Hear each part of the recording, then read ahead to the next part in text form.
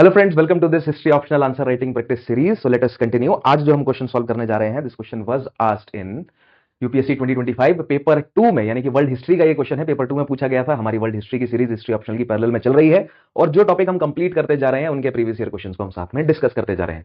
इससे पहले हमने हड़प्पन सिविलाइजेशन के क्वेश्चंस को डिस्कस किया था, लेकिन नाउ दैट कि हमारा कोर्स जो है वो बैच शुरू हो चुका है वर्ल्ड हिस्ट्री का, सो हम वर्ल्ड हिस्ट्री के क्वेश्चंस को सॉल्व करेंगे। सो let us look at this question. क्या है सवाल? This was asked in 2025। So the question says that anti-clericalism of enlightenment echoed the sentiments of Renaissance and Reformation, yet it neither endorsed the paganism of Renaissance nor did it share its faith of Reformation. क्या करना है? हमें discuss करना है।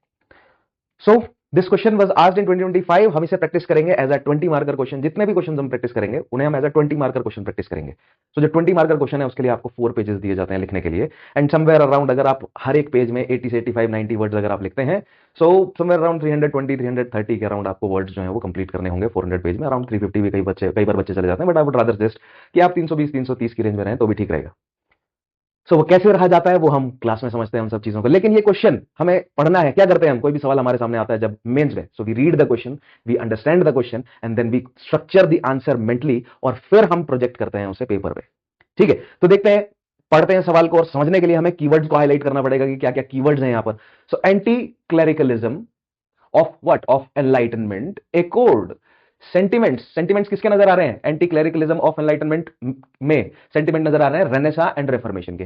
तो पहले enlightenment की similarities जो है वो नजर आ रही है रेनेसां और रिफॉर्मेशन के साथ, first part of the statement में।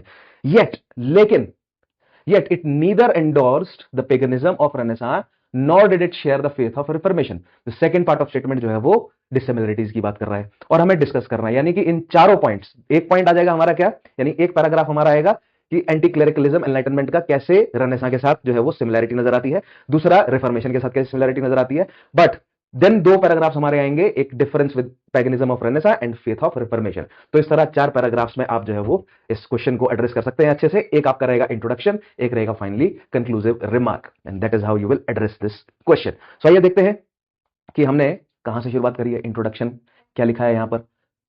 सो द एनलाइटनमेंट्स एंटी क्लेरिकलिज्म।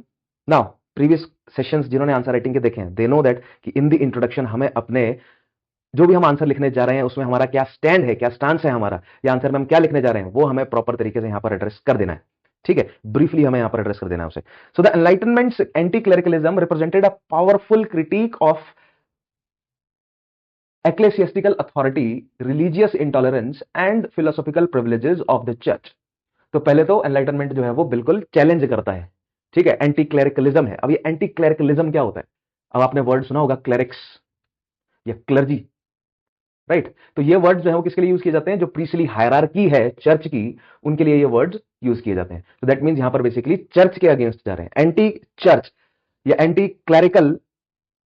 जो एनलाइटनमेंट्स के जो भी थॉट्स हैं, जो भी उनके आइडियाज हैं, they were what were they were a powerful critic of ecclesiastical authority, जो रिलीजियस अथॉरिटी है, उसके अलावा रिलीजियस इंटॉलरेंस है, and the political privilege. Now those who have attended, now this is specially, this answer is specially for those students जो history option में मेरे साथ जुड़े हैं, जिन्होंने अभी मेरे साथ age of Enlightenment topic complete किया है, उनके लिए ये बिल्कुल तुरंत क्लिक कर जा रहा है। ठीक है, कि वो पावरफुल क्रिटिक क्या है एक्लेसियस्टिकल अथॉरिटी का, या रिलीजियस इंटॉलरेंस का, या पॉलिटिकल प्रिविलेजेस ऑफ चर्च का। So these are the keywords जो आपको याद रखने हैं। ठीक है, पावरफुल क्रिटिक किसका? Ecclesiastical authority, religious intolerance, political privileges किसका? चर्च का, and which is similar to Renaissance and Reformation, क्योंकि रेनेसां और रिफॉर्मेशन भी इनका विरोध करता है। जो चर्च की अथॉरिटी है, जो चर्च को प्रिविलेजेस मिली हुई है, जो चर्च जो इतना ज्यादा इंटॉलरेंट है, but it differed from both in intellectual foundations and ultimate objectives। so यहां पर हमने बता दिया कि भैया डिफरेंट है एनलाइटनमेंट के इंटेलेक्चुअल फाउंडेशंस रिफॉर्मेशन और रेनेसां से, और उनके अल्टीमेट ऑब्जेक्टिव्स। नाउ अब हमें आंसर में बताने हैं कि वो कैसे डिफरेंट है, सिमिलरिटीज भी बतानी है और डिफरेंस भी बताने हैं, देन फाइनली कंक्लूड करना है हमें।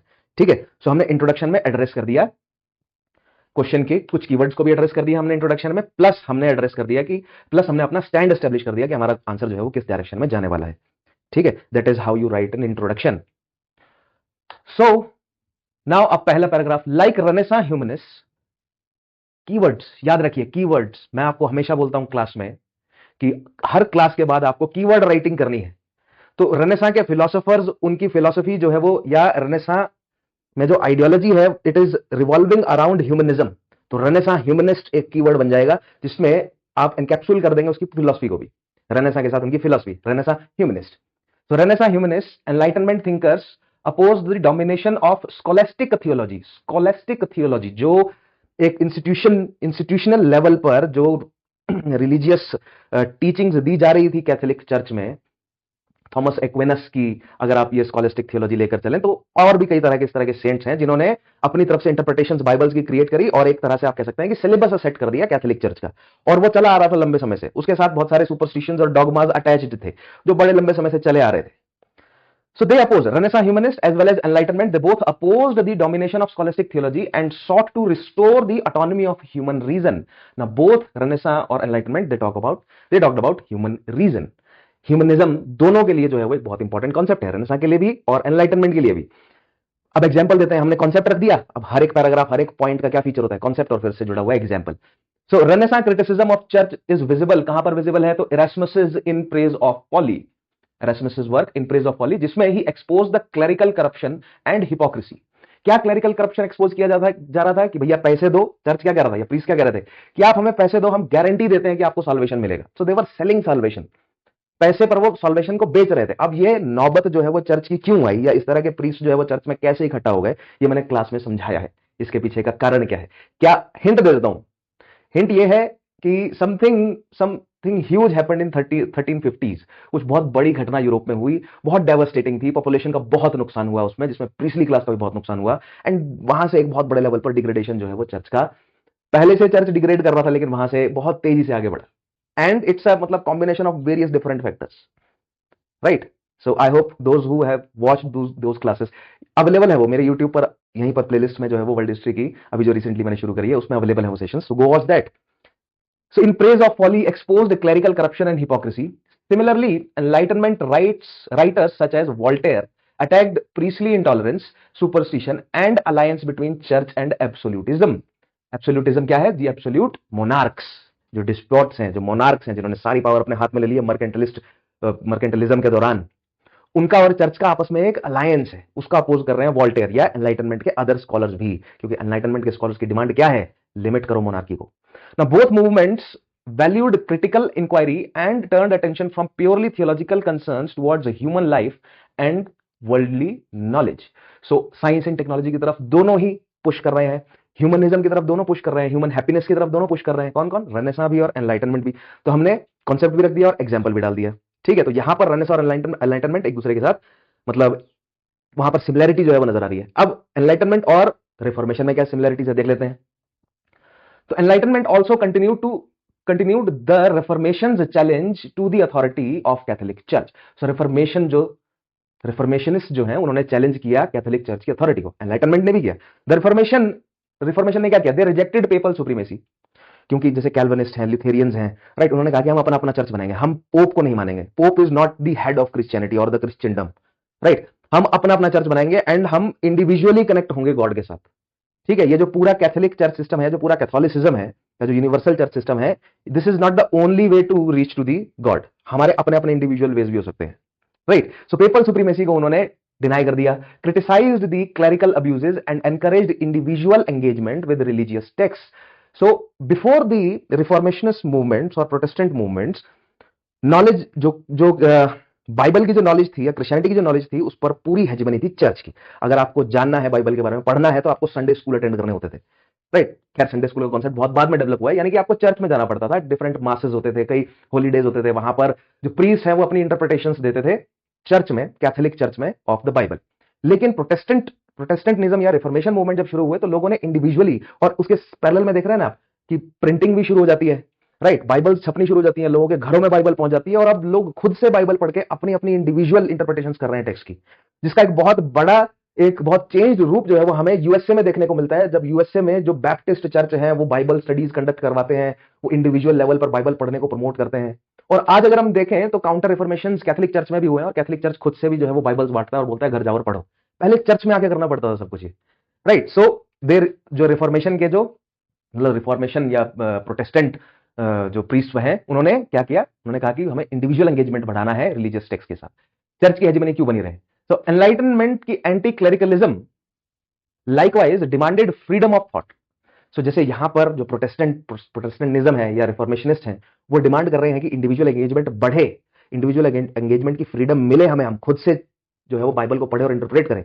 उसी तरह सिमिलरली जो एनलाइटनमेंट एंटी क्लेरिक्स हैं, वो भी क्या कर रहे हैं, डिमांड कर रहे हैं freedom of thought, but in any other way, and oppose religious conversion. Religious conversion बहुत बड़े लेवल पर चल रहा था यूरोप में मिडिवल टाइम्स में। जो भी साइंस एंड टेक्नोलॉजी की बात कर रहा है उसे विच या विजर्ड घोषित करके जला दिया जा रहा है, ठीक है, फूक दिया जा रहा है उन्हें। खासतौर पर महिलाओं को बहुत प्रोसिक्यूट किया गया और कई पुरुषों को भी।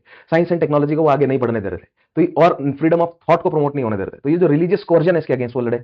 However its criticism was directed not merely against the Catholic church but against the organised religion when it obstructed reason and liberty.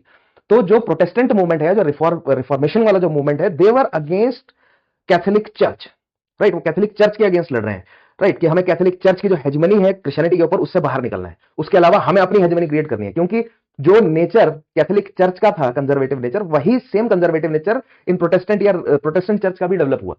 वो भी वैसे ही कंजर्वेटिव थे, वो भी बिल्कुल बाइबल को टू द लेटर फॉलो करने की बात कर रहे थे, ठीक है। लेकिन जो एनलाइटनमेंट थिंकर्स हैं, वो चर्च को एज अ इंस्टीट्यूशन समझ रहे थे और देख रहे थे कि चर्च जो है वो पॉलिटी में कैसे इंटरफेयर कर रहा है, सोसाइटी में कैसे इंटरफेयर कर रहा है, राइट। और वो अपने रीजन और लिबर्टी जैसे और फ्रीडम जैसे कॉन्सेप्ट्स को लाकर कह रहे थे कि भैया we need to get out of the clutch of church.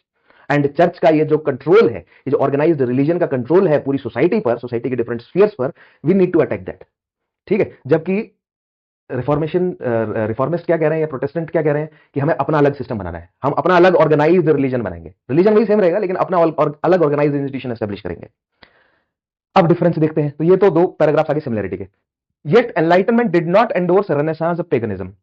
अब ये रेनेसां का पेगनिज्म क्या है ना, पिछले साल 2025 में जो बच्चे एग्जाम में बैठे होंगे उनके लिए ये नया टर्म रहा होगा कि रेनेसांस पेगनिज्म क्या है। उनको पेगनिज्म की थोड़ी बहुत नॉलेज होगी कि जो ग्रेको और जो रोमन रिलीजन थे, राइट, एंशिएंट टाइम के, एंशिएंट यूरोप के, दे वर पेगन्स, दैट मींस दे वर पॉलीथीस्टिक। वो हर एक चीज के लिए अलग जो है वो देवता है ना, मृत्यु के लिए अलग, जीवन के लिए, वॉर के लिए अलग, फर्टिलिटी के लिए अलग, लव के लिए अलग, राइट। इंडिविजुअल देवता जो है बहुत सारे हैं। सो जब पॉलीथिज्म होता है इस तरह का, उसको बोलते हैं पेगनिज्म। तो there was paganism in Greek and Roman cultures, right. तो जब रेनेसां पेगनिज्म की बात चल रही है, तो क्या रेनेसां के टाइम के फिलोसफर जो हैं वो क्या कह रहे हैं कि क्रिश्चियनिटी छोड़ो और पेगनिज्म को अपनाओ? नहीं, ऐसा नहीं कह रहे हैं वो। रेनेसां पेगनिज्म का मतलब यहां पर यह है कि जो मिथ्स हैं, ग्रेको रोमन जो मिथ्स हैं about the Greco Roman gods, those वो जो गॉड्स हैं वो गलतियां करते हैं, वो गॉड्स ह्यूमंस की तरह बिहेव करते हैं। तो उन गॉड्स को उन गॉड्स के स्कल्पचर्स बनाकर, पेंटिंग्स बनाकर, उनके ऊपर लिखकर उनका ह्यूमन जो नेचर है, ह्यूमन जो एस्पेक्ट है, वो एक्सप्रेस करने की कोशिश जो है वो की गई रेनेसां फिलोसफर्स द्वारा, रेनेसां स्कॉलर्स द्वारा, राइट। जिससे वो ह्यूमनिज्म को प्रमोट कर रहे हैं। वो बेसिकली कनेक्ट कर रहे हैं कि देखिए देयर वाज अ टाइम जब gods suppose to behave like humans, God used to, not suppose to, God used to behave like humans, right. So human emotions को वो एक्सप्रेस कर रहे हैं, या जो स्टोरीज वो लिखते थे उनमें मॉरल्स छुपाते थे वो, राइट। तो मोरालिटी के लिए वो काम कर रहे हैं कि सोसाइटी में मोरालिटी जो है वो किस तरह एस्टेब्लिश हो, और वो बेसिस कहां से उठा रहे थे? ग्रेको रोमन मिथ से, माइथोलॉजी से।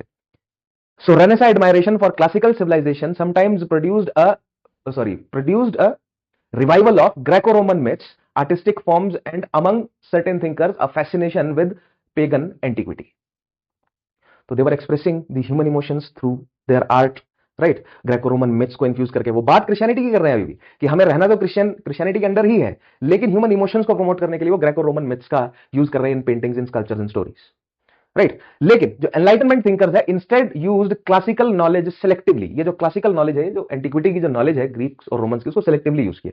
वहां पर फिलोसफर्स को पढ़ा उन्होंने पढ़ा सोक्रेटिस क्या कह रहा है, प्लेटो क्या कह रहा है, एरिस्टोटल क्या कह रहा है, अदर स्टोइक्स जो है वो क्या कह रहे हैं, and valuing it as an example of rational and civic culture. तो वहां पर जो रैशनैलिटी और सिविक कल्चर के जो पॉइंट्स है उनको उठाकर हाईलाइट किया, रादर देन मतलब वो वही ग्रेको रोमन गॉड्स के मिथ्स और क्रिश्चियनिटी के साथ और मोरालिटी की बात करने के बजाय उन्होंने प्रैक्टिकल सेंस में जो ग्राउंड लेवल पर जो अप्लाई हो सकते हैं कॉन्सेप्ट्स, उनको ज्यादा अहमियत दी। लेकिन ग्राउंड लेवल क्या है उनके लिए? ग्राउंड क्या है आपको याद रखना है, it was the middle class. Enlightenment was a middle class world view, it was not a mass movement, it was a middle class world view, right. So rather than as a religious alternative to Christianity. So Christianity का religious alternative नहीं ढूंढ रहे थे renaissance वाले भी और enlightenment वाले भी, लेकिन वहां से वो सिविक वर्च्यूज को उठा रहे हैं, वर्च्यूज की बात कर रहे हैं, ठीक है। जो ग्रीक स्कॉलर्स वर्च्यू की बात करते हैं ना, तो वही सेम उस पर एनलाइटनमेंट थिंकर्स ने भी लिखा है। लेकिन देयर डोमिनेंट पोजीशन वाज डीइज्म और religious scepticism, not pagan worship. So enlightenment scholars कह रहे हैं कि डीइज्म है हमारी डोमिनेंट पोजीशन, कि हम गॉड के बारे में क्या कहते हैं, डीइज्म। डीइज्म का मतलब क्या है कि that there is a God, God exist, लेकिन God does not interfere in the matters of human. God has created this universe, so they accept that there is a creator to this universe, right. जो कि आज तक भी काफी हद तक लागू होती है, बात काफी प्रैक्टिकल है, there is something that has created this whole system, right, and the universe is not, whoever has created this universe is not actively interfering in the matters in the lives of humans. That means अगर humans good कर रहे हैं, bad कर रहे हैं, वो उनके अपने actions हैं, अपने reason को use करके वो good और bad कर रहे हैं, ठीक है। That means हमारे अपने actions ही responsible होंगे हमारी morality के लिए। तो अगर हमें एक moral जीवन जीना है तो हमारे खुद के actions decide करेंगे, वो कोई divine revelation नहीं decide करेगा। Otherwise there is a God which exists. So that is deism and religious skepticism. Doubt कर रहे हैं कि whether there is a God or not. पहले जो है वो there was no question, there was a God.